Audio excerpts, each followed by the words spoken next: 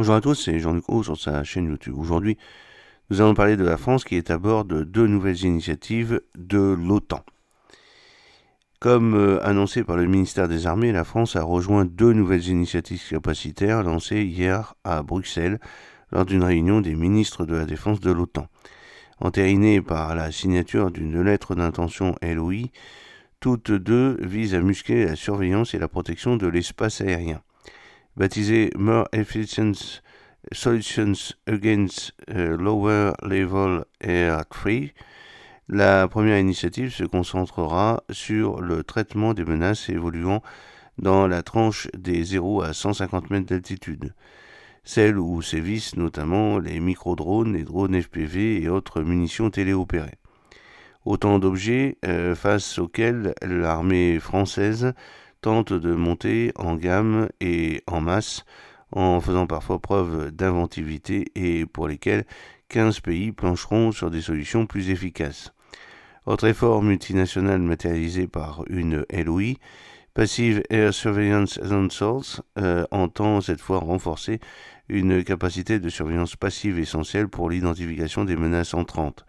Seul exemple mentionné, la détection acoustique des menaces aériennes serait complémentaire de satellites et de radars rayonnants et permettrait d'exploiter d'autres faiblesses des systèmes adverses.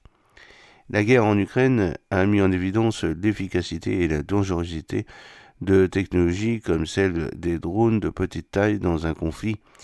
Il est essentiel pour l'Alliance d'accroître sa capacité à détecter ces nouvelles menaces, à les identifier, à les suivre et à y réagir tout en exploitant le progrès de la technologie pour renforcer son dispositif de dissuasion et de défense, déclare l'OTAN dans un communiqué. Derrière la perspective d'acquisition conjointe, ces deux efforts devront participer à accroître l'interopérabilité tout en dépensant moins et en retirant des avantages plus importants sur le plan opérationnel.